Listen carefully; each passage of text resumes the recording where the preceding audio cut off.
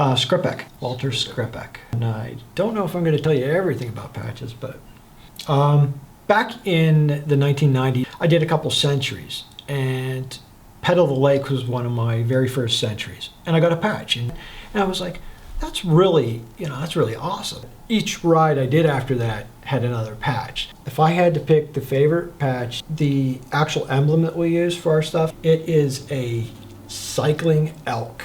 And Elk County is right where we live, and it was really awesome. I was like, I love that. The other patch, it's probably one of my favorites, is probably the very first one I got, and it was Pedal the Lakes, which is Pymatumi area, Pennsylvania. And it was also a ride I did with my mother and father, so they actually were into cycling too. I think that one probably means the most to me. Best place for patches is probably, it would have to be the item that you enjoy the most when you're cycling.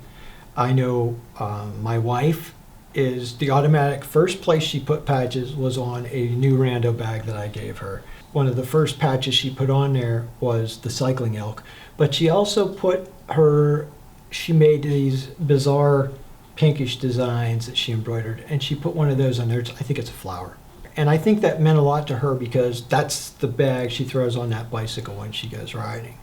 Late 90s is when I probably first started trying to make them, because it was just trial and error at first. They were rough, but they were fun.